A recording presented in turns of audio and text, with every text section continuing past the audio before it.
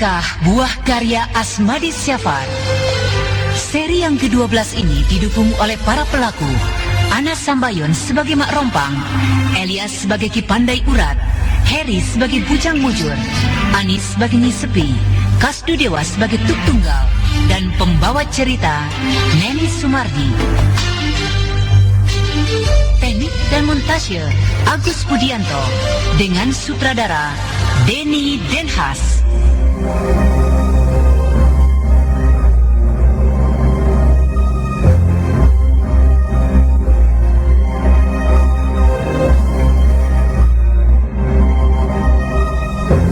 Pada kisah yang lalu diceritakan, Mak Rompang dalam keadaan tua renta datang ke desa lereng mencari Barda. Namun sayang, kembali perempuan itu tidak menemukan apa yang dicarinya, sehingga perempuan itu pergi dan hilang secepatnya. Sementara Ki Pandai Urat sampai pula di desa lereng dalam usahanya mengejar Mak Rompang. Tapi sayang, Ki Pandai Urat tidak dapat menemukan perempuan tua itu, sehingga ia harus menunggu Mak Rompang muncul dalam kurun waktu 25 tahun mendatang.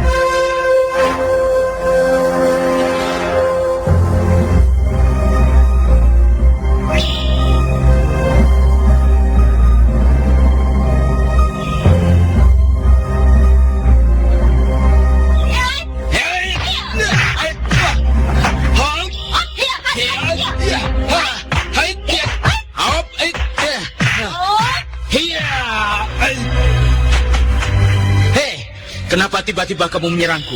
Karena kamu telah masuk ke daerahku tanpa izin. Mana daerahmu? Itu. Mulai dari pohon kiara sampai ke gubuk itu. Oh, rupanya kau tinggal di tengah hutan ini. Hah? Ya. Berani maju selangkah lagi, akan aku tendang kepalamu. Aneh. Baru kali ini aku bertemu dengan orang yang beringas seperti kamu. Karena kakekku berpesan, siapa saja yang masuk wilayah ini tanpa izin kami, maka dia perlu diusir dari sini. Siapa nama kakekmu itu?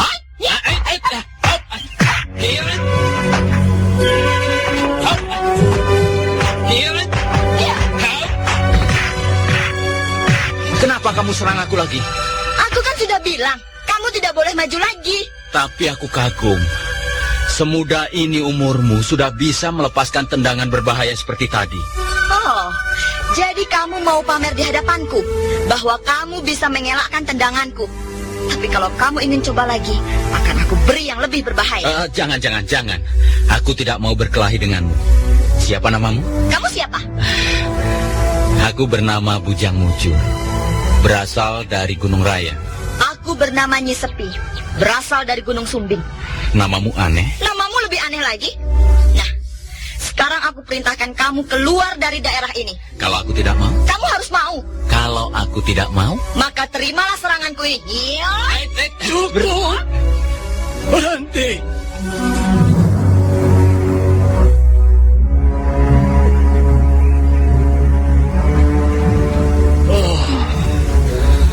Apa perlumu anak muda datang kemari? Sampai disuruh pergi oleh cucuku ini kamu tidak mau. Maaf kakek. Saya disuruh oleh kakek saya menunggu di sini. Jadi sebelum kakek saya datang, saya tidak akan berani meninggalkan tempat ini. Tapi cucuku ini sudah mengatakan padamu bahwa tidak diizinkan siapapun masuk kemari tanpa seizin dia atau aku. Maaf kakek. Saya lebih baik dihukum mati daripada saya melanggar perintah kakek saya.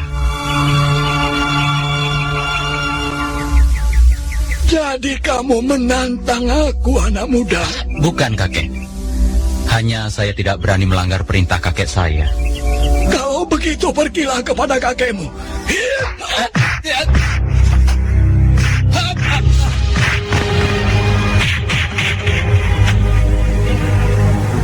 Hebat kamu.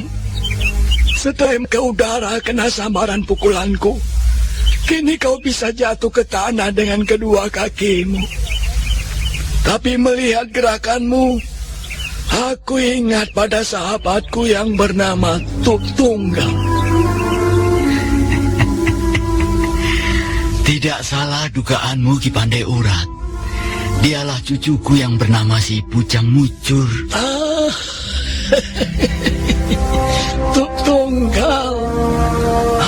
Aku yakin kaulah yang mendidik pemuda ini.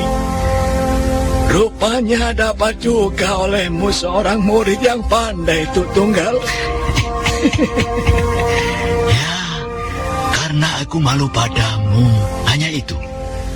Maaf, kami datang berkunjung ke tempatmu ini tanpa memberitahu terlebih dahulu.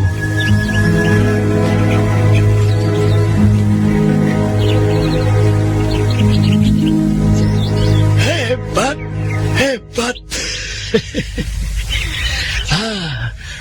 Aku kagum cara kalian datang berkunjung ke tempatku ini. Mari, kita duduk di depan gubukku.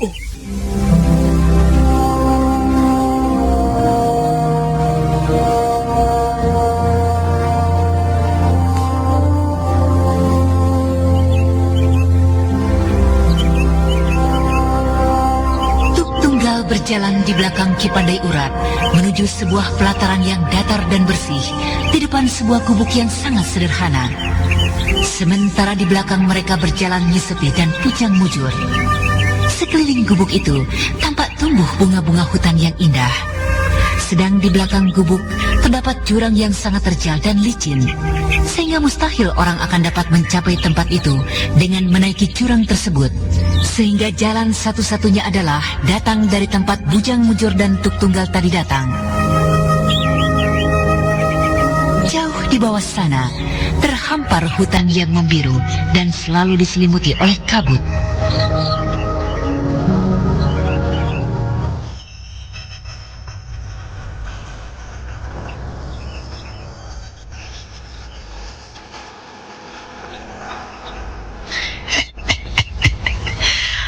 Aku tidak menyangka kalau gadis kecil dulu sudah sebesar dan secantik itu. Ya, waktu kamu datang dulu sudah berlalu 12 tahun. Cuma aku merasa aneh, di mana kamu bisa mendapatkan murid seperti dia? Hanya secara kebetulan, Ki. Ketika burung-burung gagak menyerang desa Sendang Karang 7 tahun yang lalu, aku sempat menyelamatkan anak itu. Anak siapa?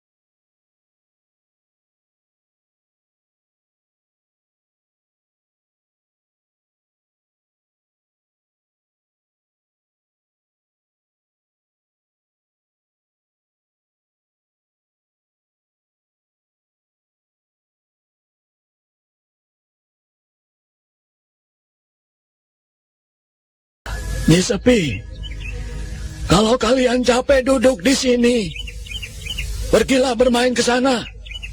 Ayo Nyi Sepi, ajak tamumu melihat-lihat tempat kita yang buruk ini.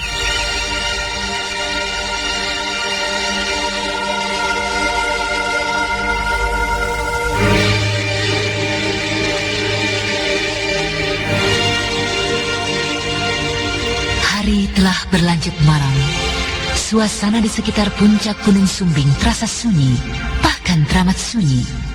Yang terdengar hanyalah suara binatang-binatang malam di kejauhan.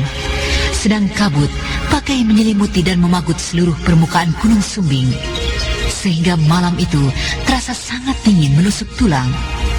Ki Pandai Urat dan Tuk Tunggal masih duduk berbincang-bincang. Sedangkan Nyi Sepi sudah pulas tertidur di dalam gubuk. Namun si Bujang Mujur duduk jauh di luar gubuk sambil memandang bintang-bintang yang berkedip jauh di atas sana.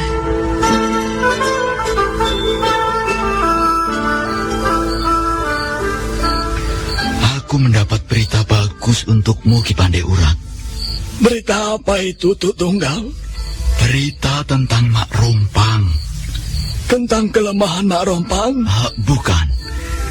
Tetapi tentang cerita masa lalunya. Bagaimana? Siapa dia sebenarnya? Nah, begini, Ki.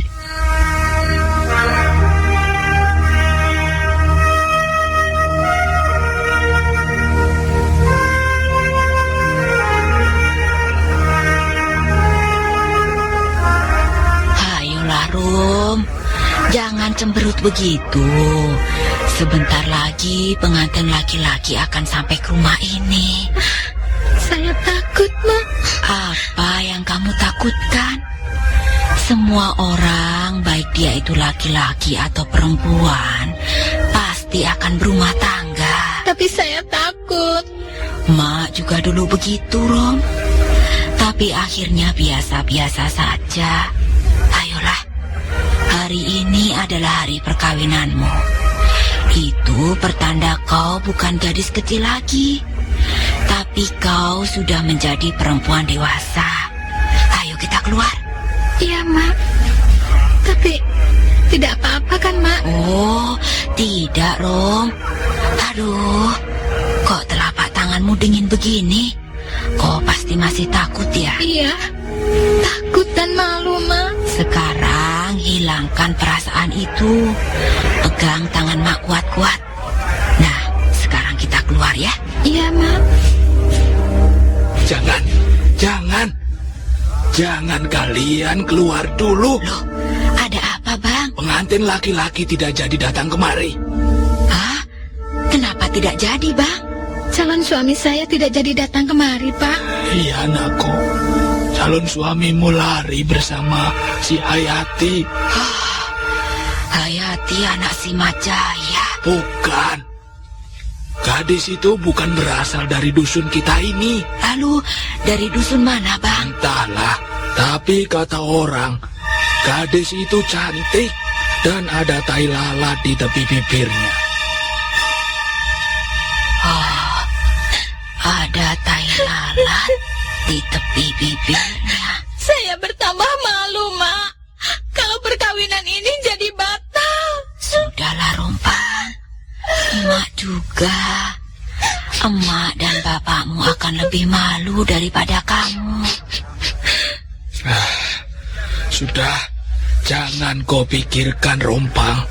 Bapak yang akan mengurus soal ini. Kang Sukra, kenapa akan lakukan ini? Kenapa akan buat malu aku pada orang sekampung? Padahal dulu Akang bilang bahwa Akang mencintai diriku. Tapi kini Akang lari bersama dengan gadis lain. Sudah, Rompang. Tidak usah kau tangisi. Kalau si Sukra lari dengan perempuan lain, berarti memang dia tidak mau sama kamu. Nah, sekarang tinggal kita cari pemuda lain untuk calon suami. Tidak, Mak. Saya tidak akan kawin dengan orang lain kecuali dengan Kang Sukra. Alah, Rompang. Buat apa kita harapkan laki-laki seperti itu? Sedangkan dia tidak mengharapkan kamu lagi. Wah, kenapa menangis terus, Rompang? Bagaimana ini, Bang? Ada berita tentang si Sukra, Bang. Kata orang, bukan si Sukra yang mau lari dengan gadis itu, tapi gadis itu yang merayu-rayu si Sukra. sehingga si Sukra terpengaruh untuk pergi bersama gadis itu. Kurang ajar dia. Akan aku cari perempuan itu dan akan aku...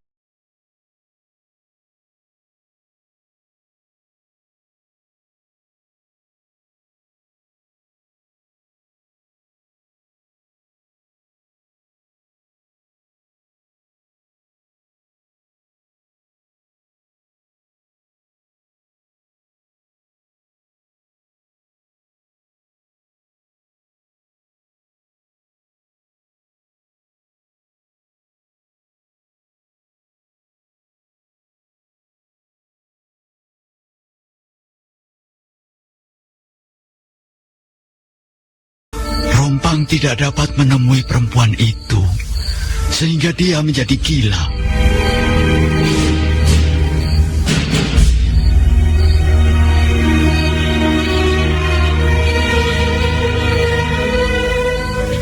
Dia menjadi kumal, namun dia tetap mencari perempuan itu. Dia masuk kampung keluar kampung, sehingga bentuknya sudah tidak keruan. Bahkan dia sering diteriaki orang gila dan dilempari anak-anak dengan batu bila memasuki sebuah desa. Mungkin karena penderitaannya itu, akhirnya Rompang menghilang entah kemana. Namun 25 tahun kemudian, Rompang muncul lagi. Kini dia bukan Rompang yang dulu, tapi Rompang yang beringas, Rompang yang ganas. Dia membunuh siapa saja yang dia jumpai, terutama gadis-gadis yang dianggapnya telah merebut suaminya. Dan suatu ketika, Rompang bertemu dengan Hayati, perempuan yang telah membawa lari suaminya 25 tahun yang lalu.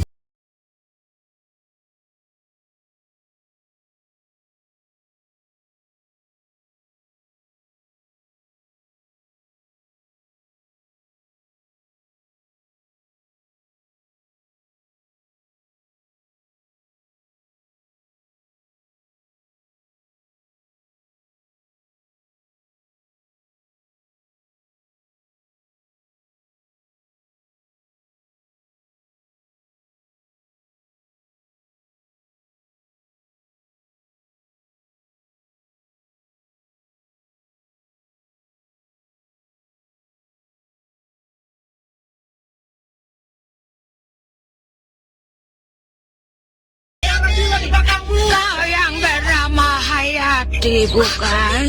Iya, aku. Suamimu bernama Sukra, bukan? Iya, Sukra. Oh, mau apa kau?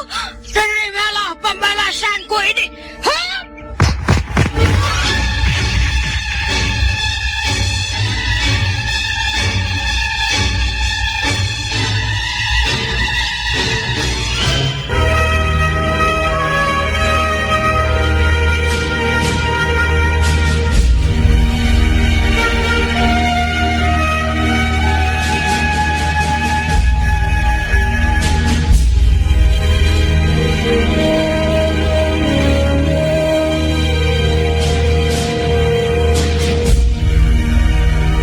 Mak Rompang bertemu dengan Hayati, perempuan yang membawa lari suaminya 25 tahun yang lalu. Namun apakah Mak Rompang berhasil membunuh Hayati? Dan bagaimana dengan Sukra, calon suaminya dulu?